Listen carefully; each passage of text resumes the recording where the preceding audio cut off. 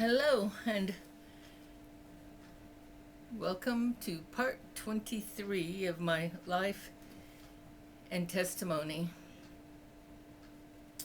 I'm really working to get this more streamlined. Um, by the time I'm totally done, I'll probably have this really down. Oh well, this is how things are sometimes. Okay, I'm going to start exactly where I left off at the end of part 22.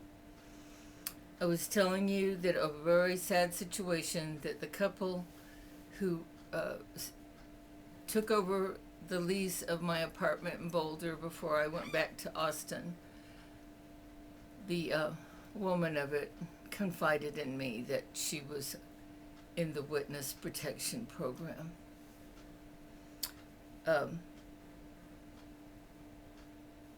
I want to say that later, not too much later, I don't remember exactly, but probably within a month or two, I asked a friend um, how they were doing, and she said they had suddenly left town again. And I fear that was probably because if somebody ever tells you that that they're in the witness protection program, if you have control over your tongue, do not tell anyone. I think there's something it seems like, at least for a lot of women, I don't know about men, it can be really hard to keep a secret like that. And I think, I always felt like I had to have at least one person who I could tell. And there was one person I told. And of course, just like the lady in the witness protection program told me, um, I'll call her Julie. I don't remember her name. Don't tell anyone, don't tell anyone. And of course, here I was telling someone. And I've always wondered since whether the person I told felt that same feeling that she had to tell someone, and that might be how it got out and why the couple had to move again so soon. And I'm very repentant for that, and it's just terrible to realize that you could have made a situation that was already beyond terrible so much worse.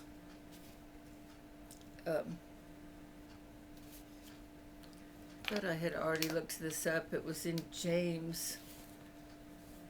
I think it was in. Oh, sorry. I have to. Well, I'll just paraphrase rather than taking the time to look this up. You can find many verses in the Bible about the tongue and the power of the tongue. There's a really good verse in James.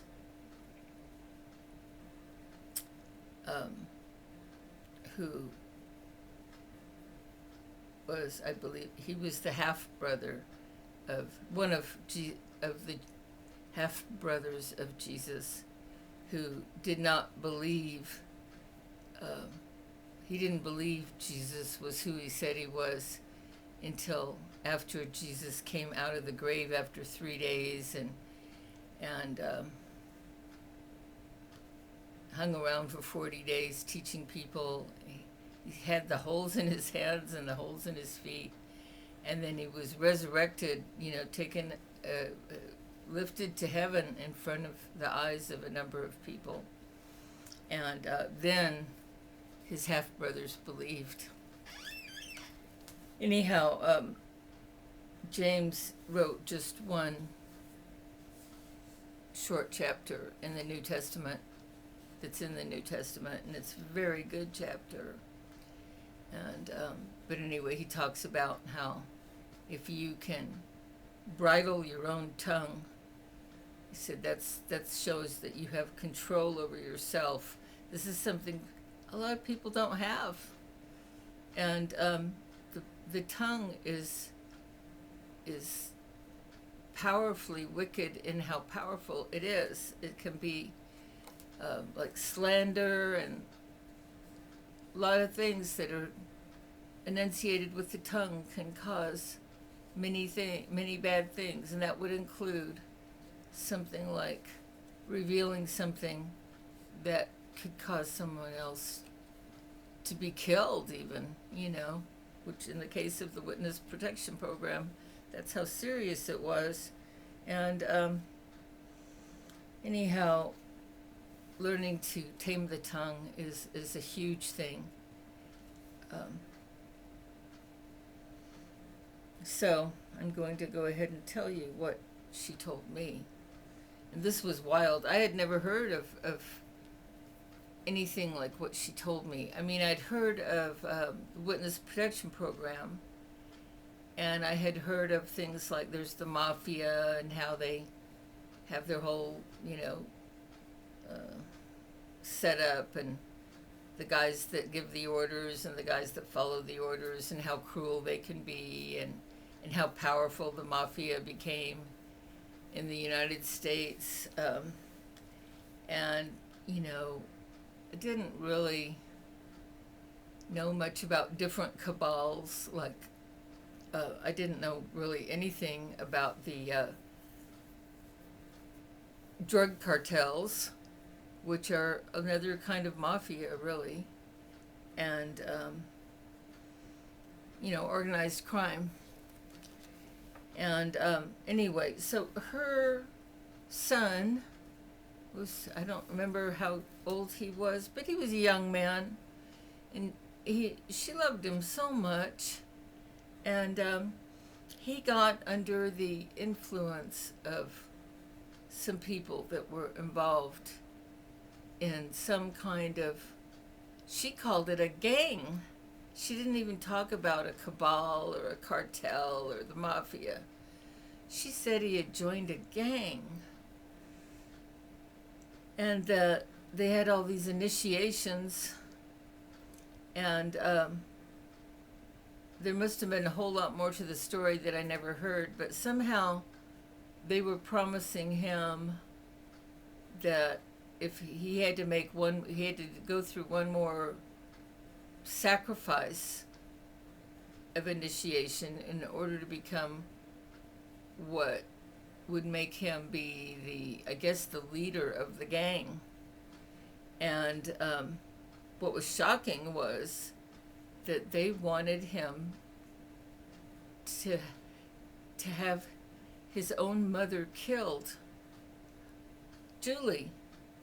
And, if you met her, I mean, nobody would want to kill Julie. What a sweet girl she was. Or, she was a lady,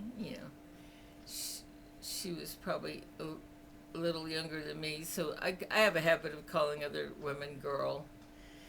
It's a lifelong thing. I call my housemate, who's just turned 71, I call her girl. I call her a girl, so what are you going to do? Anyway, some things happened where he invited her to something. I don't remember what it was, but it seemed like maybe some kind of a retreat area in the mountains or something. And it was like he didn't really do that much with her anymore, and it was a big deal. Like, oh, he's going to have me come with him and go to a retreat or something. And so she went. She was totally trusting of him until she realized while she was there that he was suddenly gone, and she was locked in a room somewhere, and she couldn't get out. Nobody would let her out. And I don't know who talked to her and how she found out what was going on, but what she found out was that they weren't going to let her out because she was there to be the sacrifice that her son was going to make in order to become a made man in this gang. It was so satanic. It was really hard. If it wasn't for the fact she was in the witness protection program, and I mean, there's just no reason for her to make all this stuff up with me. And it was sort of a confirmation to me when I heard about all the references from policemen. And, but I'd never heard of such a thing. It sounded so satanic, but this was a gang? And obviously they were involved in probably drugs and I don't know what else. But the point where she realized, there's a point she realized that she was being kept there to be killed. And I do not remember how she got out. I'm sure she told me. But she somehow escaped. And she had this one friend who was the other person in the couple she was with. And they went to the police. And it turned out that her testimony was needed for some big sting they'd been trying to do on this gang. And they said, but of course, your life will be in danger, and they offered her the witness protection program so that she would not be killed by someone's orders to a hitman. And so she did testify against her son and entered the witness protection program. The man she was with, he seemed like a really nice guy. I mean, he was a good guy. He and I didn't talk much, but he was a good, solid kind of guy. And she had to leave everything behind, almost everything behind. She gave me a couple of her treasured items just because she was so sweet. And that was the first I ever had any concept of groups other than actual. I mean, I hadn't even really heard much about Satanists, to tell you the truth. When I think about it, I don't think I really knew. I just knew that it sounded really satanic. But that was the first thing I probably ever heard of something where people sacrifice. That part of the rules that I've learned now is that in a lot of groups that are ultimately very satanic, is you are required to sacrifice someone you love or the person you love the most to get to the highest. High is not the right word because it's the lowest level possible. You're going to go, there's the higher incidence of people going to hell for eternity to do something like this. I wouldn't call that advancement, but people have a tendency to just think whatever they're experiencing in this world is their God. I mean, whether it's money and power and fame, those tend to be the three really big ones, but I'm sure there's other ones too. For me, it wasn't money, power, or fame, but it was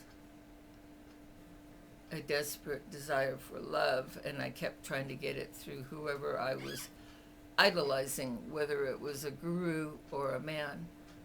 And boy, I hung on to that whole, you want to know the main reason that took me that whole 60 years, besides the fact that I really did not ever, I was never told how you do it. How does this work in the gospel? I never learned that from anyone. And so it was a lack of knowledge of the gospel and how it works, plus my intense desire to feel loved, to not only love, but be loved, and to be able to feel it. And, there was a couple glimpses in my life where you felt kind of loved by somebody, or you knew they loved you, but nothing like Jesus. That was my pot of real gold, is finding the love of Jesus, who loved me and loves you before you ever even turn to him. He loves you even when you're putting him down. That's how much he loves you. He died for you, in our case, before we were even born. He loves us that much, but he also loves us so much that we have free will, and you cannot make somebody love you. That cannot be done. They have to do it out of their own free will, and when they do, when you have love from someone, and when God has love from us, he knows it's real. And I believe, this is not in the Bible or to my knowledge or anything, but I believe that once the one of the highest angels in heaven turned against God because he got so proud and fell from grace and became evil and took a third of the angels with him, you realize that the angels in heaven had free will too. But it took a great temptation for them to turn against God because they had it so good. They had it so good. And somehow there was a part of them where their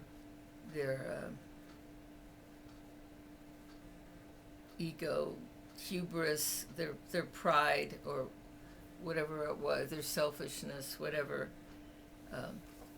And I think God realized that when he made us in the image of man, that we would have to be tempted in order to go through that refining fire of passing through the temptation of everything the devil can throw at us. And once we make it through that and we stick to Jesus and read the Bible and listen to the Bible if we can't read it, or both, and not only listen to what it says, but do what it says, be serving Jesus, serving God the Father, serving the Holy Spirit, which are all one, instead of serving ourselves. That's what it really comes down to. And anyway, didn't mean to go into another little lecture, but that's basically the witness protection story that I have. Of course, I never heard from her or saw them again, and I sure hope that they're still alive and doing well. And if by any reason either one of you in that couple happens to see this video, I am so sorry, and I am so glad you're all right. If you're all right, I hope you're all right. Okay, the leprechaun. I felt like I ought to revisit the thing about the leprechaun because that's such a wild and weird story. But the one thing I left out was this guy who I talked to for hours and hours, who explained how once he got the leprechaun, it gave him extra powers that the leprechaun had. It was so much like he was describing a demon. It really was. And, so many people who are into different kinds of witchcraft, or they don't even know they're in witchcraft. They don't even know that they're dealing with a demon. And they believe that whatever spirit is, quote unquote, helping them is actually not here to serve them. It's here to control them. And people get into, of course, it tricks you. They trick you that way. The spirits want you to think that way. They know that they're not going to get what they want by being honest. And of course, as the Bible tells us, that Satan, the old devil, the old dragon, he was a liar from the beginning, and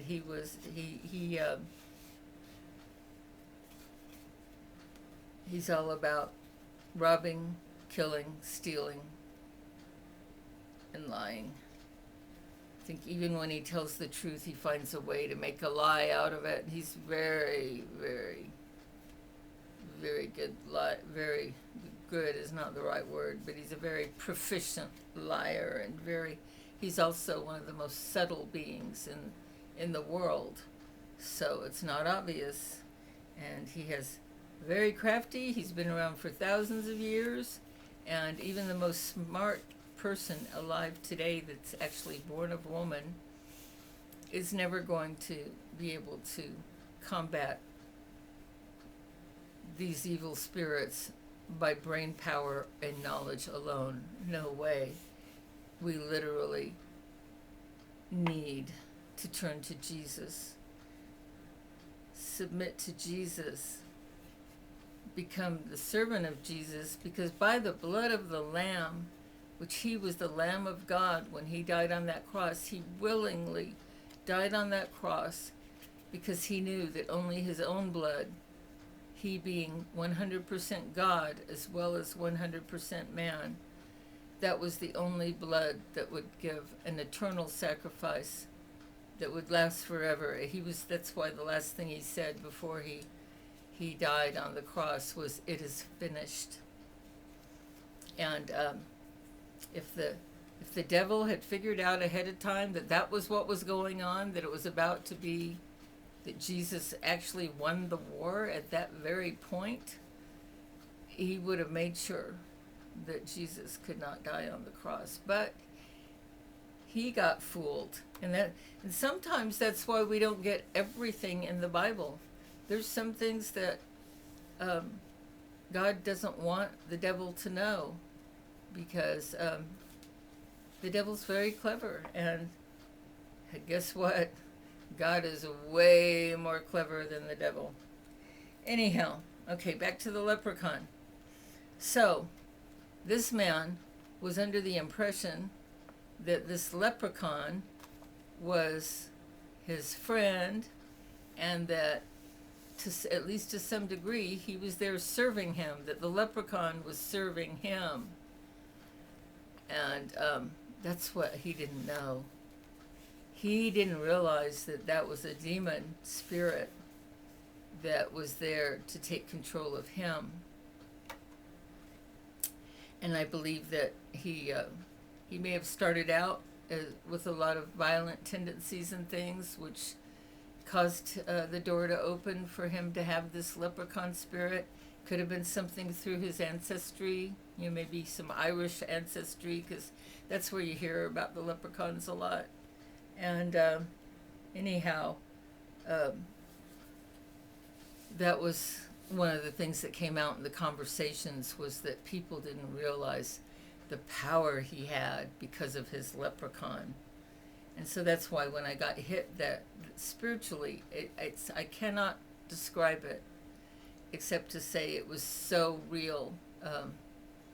It was a very real energy, and it was really powerful, and it was really fast. And I believe it's the Holy Spirit.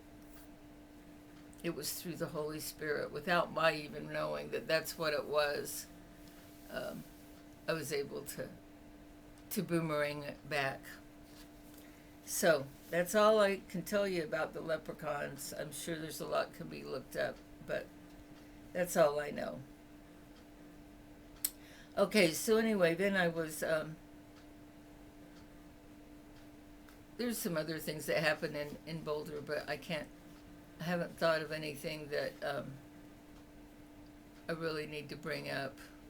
So I'm just going to go on to the story of going back to Texas. And I already mentioned I got a drive-away car, and I signed the contract and everything. And so I was able to take only what would fit into that car. And it was basically the same size as the car I had before, like a hatchback. But it wasn't a really big one, so there was just some things I absolutely could not take with me, a lot of things. But I had, I had to take my clothes, and I had to take my son's clothes, and he didn't have that many toys, but he had a whole lot of stuffed animals. So many people gave him stuffed animals. He didn't seem that interested in them. And I was so sad when later, when he got a little bit older, like closer to three and four and five, he started loving stuffed animals, and I was so sorry of so many that had to be left behind in Boulder. But other kids got to have them, but he had a little mountain of stuffed animals, let me tell you. Anyhow, so got of course I still had the car seat, and just fit as much as I could in that car with the. I'm sure it was with the help of friends, or at least one friend that I remember seeing just before I left, and he gave me some tapes that I could play. There was a cassette player in that car, and he gave me some tapes of someone I'd never heard before, who I ended up just loving her songs that I listened to all the way driving to Houston. And that's where my friend Linda lived with her husband.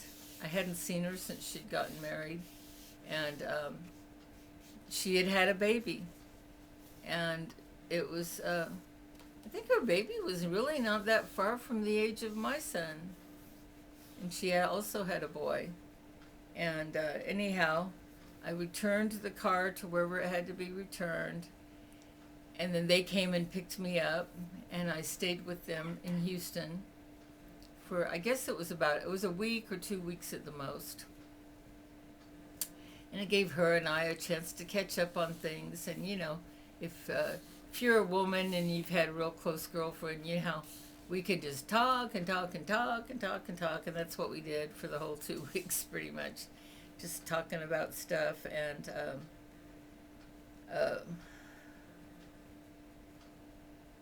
her husband was a salesman. He was all salesman, and he was constantly, when he wasn't home, just, being a dad and a husband, he was listening to motivational tapes. The motivational tapes that salesmen listen to. And they really wanted me to move to Houston. They were both saying, oh, you can move to Houston, because Linda didn't have any real good friends in Houston, and they thought it would just be great if I moved to Houston, but they didn't understand.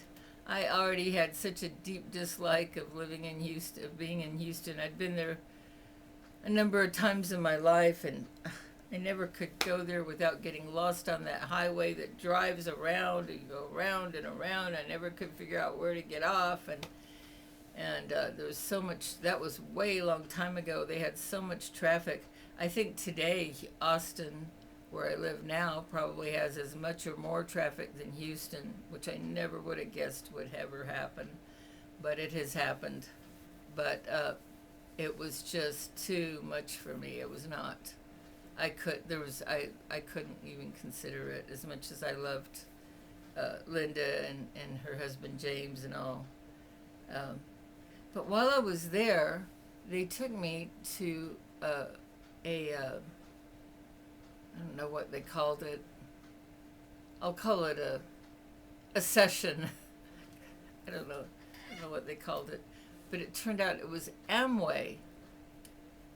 Most people have probably heard of Amway. They seem to be the original well-known multi-level marketing, MLM business to hit the United States. A whole lot of people got into it.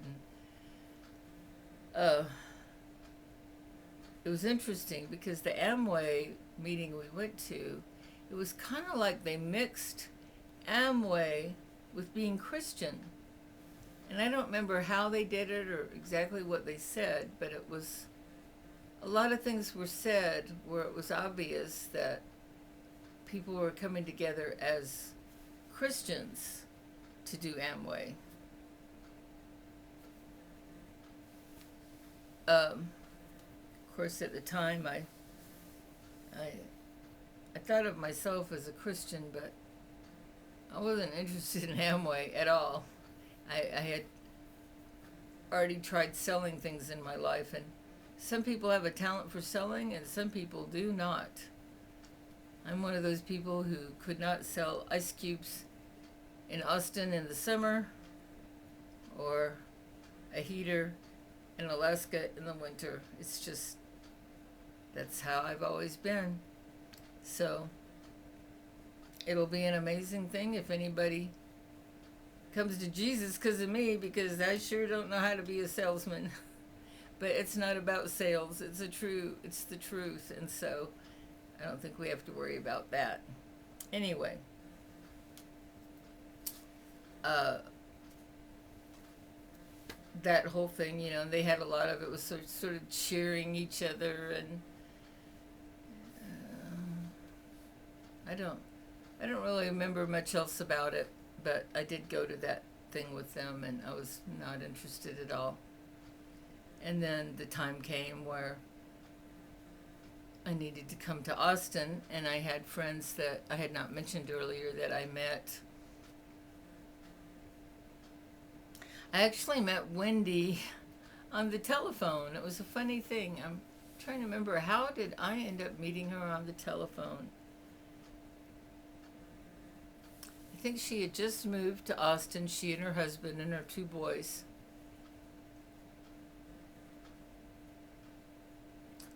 And she had been given my number. It basically was a wrong number. It didn't, whatever she was calling me about, it was something I couldn't help her with, and I don't know how in the world she ended up with my phone number. But she was one of those people who loves to talk. I love to talk too. I can get to be a talker. I'm sure you know this by now. But I go through big phases where I'm very quiet. But then there's some people who are talkers and they just never stop talking. And she was one of them. And but she was fun to talk to. I really liked her, and she was interesting to talk to. She didn't have any friends here in Austin, and I didn't at the time have anybody I was talking to a lot. And so we would just started talking on the phone a lot. And she was telling me about her life, and she was from West Virginia, and she met her husband in San Francisco. They were a little bit older than me, maybe 8 or 10 years older than me, so they were there during the whole Haight-Ashbury hippie scene, and in San Francisco, that's where they lived. And at the time, she was, I believe she had come to Austin to find a place for them to live, and her husband, I think he had a job. I don't remember what his job was. He might have been a trucker, but I'm just not sure about that. But anyway, so she was here by herself, and that's another reason, she liked talking on the phone. She didn't have anybody to talk to, didn't know anybody. And so then she would tell me all about Charlie, that was her husband's name, and how he was a real big guy, and it was cute. He was like this big, like Paul Bunyan looking guy when I finally met him. And then she was a much more petite woman. She wasn't tiny, but she was, next to him, she was very small. And anyway, they were both just really friendly, nice people, and they had found a place to live. And they were big on smoking marijuana. And at that time in my life, I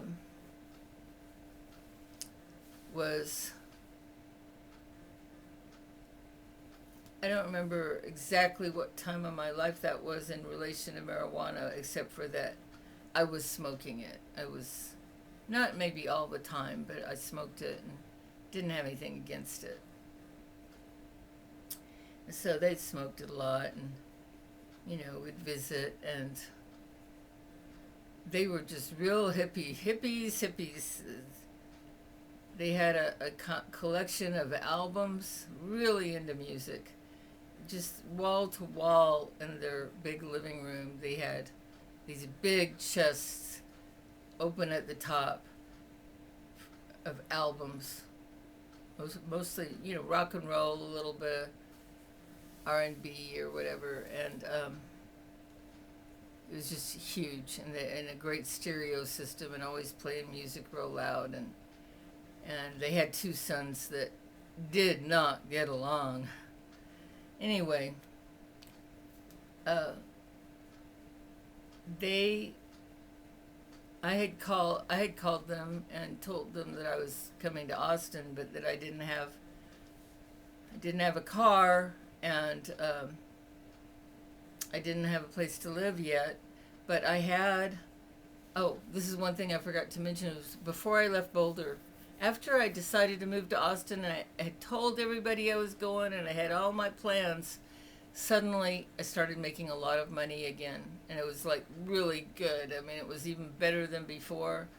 And so, like, why didn't I just go ahead and decide to stay in Boulder? Because I just felt like it was a leading. It felt like I was being led by God. I don't know if I used the word God at the time, but I'm sure that deep inside, that's what I felt, that I was being led to come back to Austin. And so it was like, well, I wasn't going to do it. And I wasn't planning to come back to Austin for at least 2 more years. And so I just ended up coming back to Austin a lot sooner than I had planned. Anyhow, I had, because my income had gotten better, I was able to save up a little bit of money so that I had at least enough for what would hopefully be enough for my first deposit and month of rent in a new place in Austin, and just a little bit of money over that, for food and stuff. But it was a very limited amount of money, but it was just enough to get by with a little help from my friends. So anyway, they were happy to let us stay with them while I looked for a place to live. And I couldn't afford a house. But so Linda and her husband drove me to Wendy and Charlie's house, and they had to leave really soon after that, and it was so kind of them to do that, to drive me here to Austin. And then Wendy had a car, and I would search the newspapers. That's really the only way I knew to look for a place to live. I had never gone through real estate agencies or anything, and because of my job I'd had when I was 16, or maybe it was when I had just turned 17. That one where I had to call everybody up and say, is your place still for rent and all that? That's when I learned that whoever got the newspaper first, if it was a really good deal, they got it. And so I was just checking out the newspapers a lot, and we went and checked out a couple places, and I didn't want, they lived pretty far from the part of town I wanted to live in, and I didn't want to overstay my welcome, and especially didn't want to stay her help in helping me. And so the first place that fit the bill that I found seemed pretty ideal. It was not that far from UT, and I knew I was going to be typing for students, and it was also really close, like 2 blocks from what at the time was the main bus in Austin that went the most often. It was like every 10 or 15 minutes. You didn't even have to check a bus schedule. You just go out there, and it would be there within 10 or 15 minutes. And most of the places I went were on that line. And there was also a grocery store, it was like a health food store. It started out as a food co-op, and then went public and became a health food store here in Austin called Wheatsville. And it was only three blocks away, so I could walk, get my groceries, and bring it back. It was everything I needed. And but it was small. It was a really small apartment, and I was kind of worried that they might not let me move in with a baby, because they had some new law where you had to have a separate bedroom for each person that wasn't part of a married couple. But it turned out it was okay since he was a baby. Well, he wasn't really a baby anymore. He was Oh gosh. Well, he was a little past 1 year old. I don't remember exactly now. He might have just turned 2 when I moved there. Yeah, I think that's it. I think he had just turned 2. And anyway, that was no problem. They didn't have any issues about me living there with my baby. And it was the bedroom was the apartment was so small. What they had was basically it was one big room and then a kitchenette area and a full bathroom, and there was a thing that you could pull across the side of the place where you have your bed, so that could be, like a pretend wall, but it was just made out of plastic or whatever, and that you could have that closed off. If people came over during the day, they would just see the other side, which is the little living room area, and there was just enough room there for me to set up my typewriter and all of that to do my work. And so that's the place I rented. And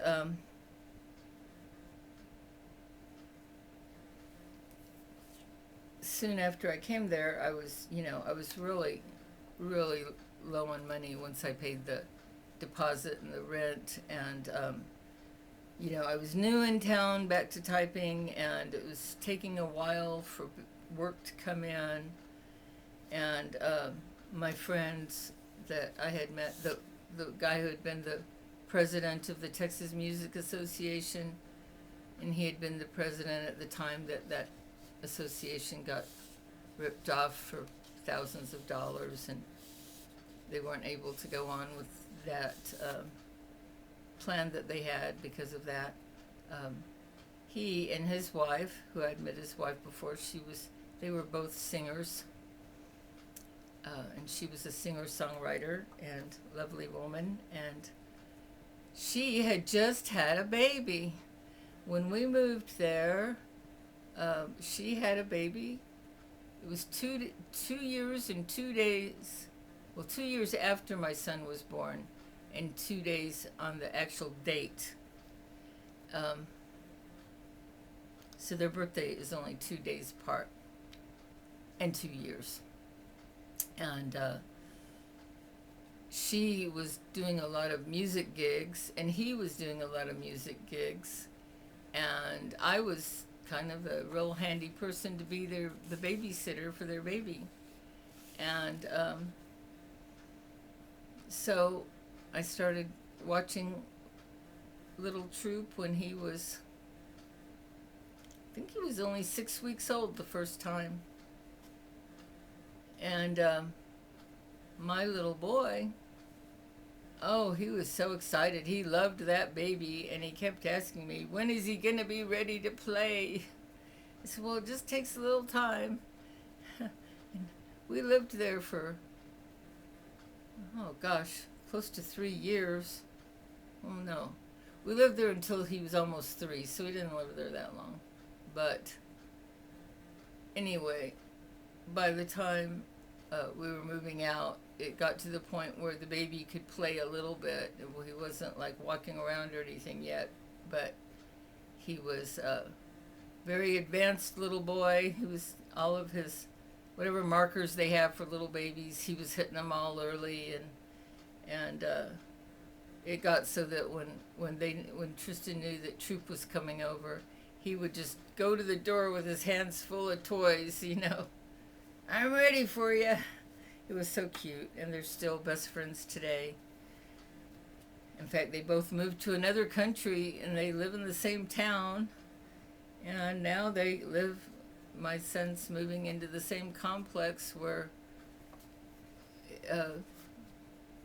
Troop already bought a condo and has a wife and little baby. And my son, who just got married this last spring, they are getting a condominium in that same complex. They just bought it, and it's so nice because they're like family to each other. They kind of grew up almost like brothers without the sibling rivalry, and we're around each other a lot. After Troop got out of diapers, then I refused for them to pay me anymore because I wanted them to know he's welcome as part of our family.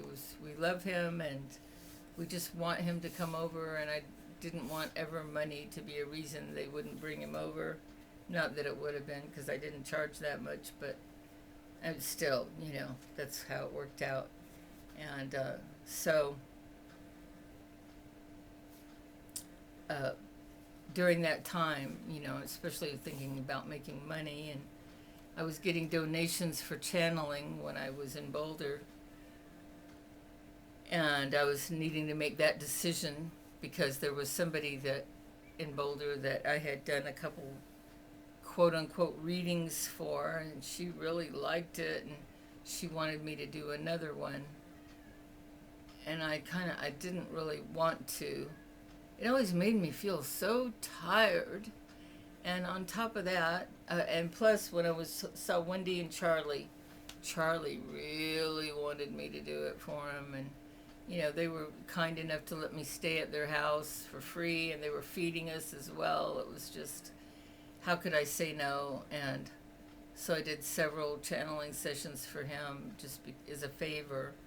And he was real into the Civil War, and he was always asking questions about the Civil War and this and that. And, oh boy, that was so tiring.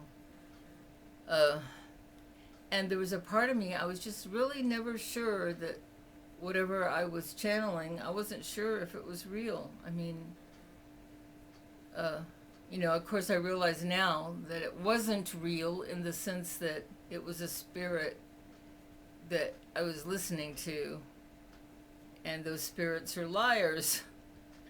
But at the time, I thought that the spirit I was listening to was, honest Abe, totally honest, totally enlightened. That's how I was seeing that spirit. But I just wasn't feeling sure about it. And so once I got my own place and everything, I was trying to make the decision, do I want to do this for donations? Because I knew I'd get enough donations that would make my life a lot easier, especially while I take some time to pick up typing customers. And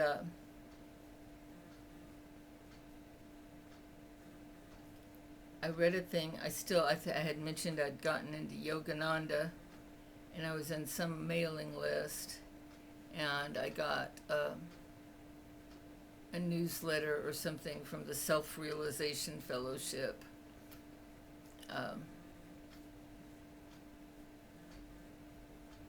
I'd gotten into Yogananda just before I got pregnant with Tristan.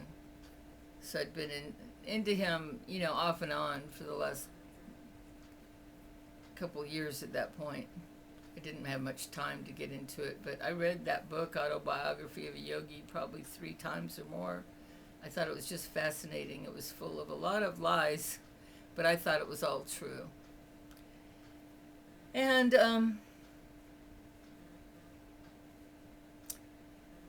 I got this newsletter, and it was Yogananda had passed away.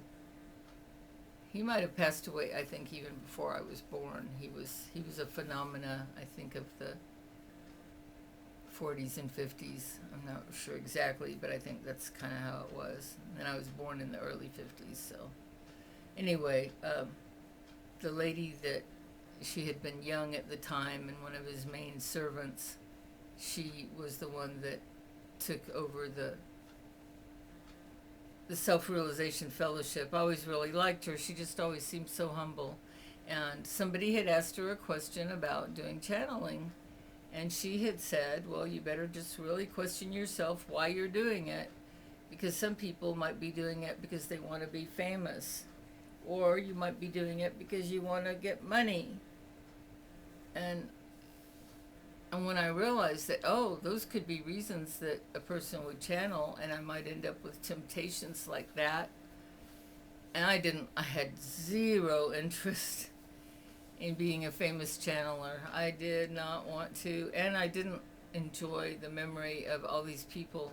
They get to the point they're begging you. They're begging you to read for them. It was a lot of pressure, and I didn't want it. But I was thinking, but then maybe it's a gift I have, and maybe I should, maybe I shouldn't. And then I had a dream, and in the dream, I've only had dreams like this maybe just a very few times in my life. It was a dream where I couldn't see who was talking to me, but I could hear their voice clearly in the dream. And all I knew is it was somebody who was really wise and really loved me. And I now know for sure. And at the time, I believed it was God. I just knew it was God. And he said, your body is meant for you to use. It's not for you to share with other people.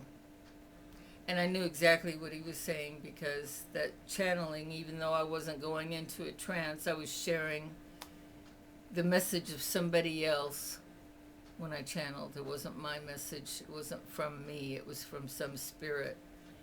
And so that did it for me. I decided not to do it anymore. And I think that I will go ahead and close for now. And this is great. We're not going to get cut off by the battery or the camera. And so when I pick up next, it'll be a continuation of what was going on when we had first moved back to Austin in 1988. Yeah, in 1988. And that's the year that Troop was born. So, yeah. So I'll be coming back to 1988 through 89. And, I wanted to mention this book if I had a chance. It's called Unmasked. And there's a lot of books with that name, so you got to know the author's name. The author is Rita Cabezas. It's Cabezas.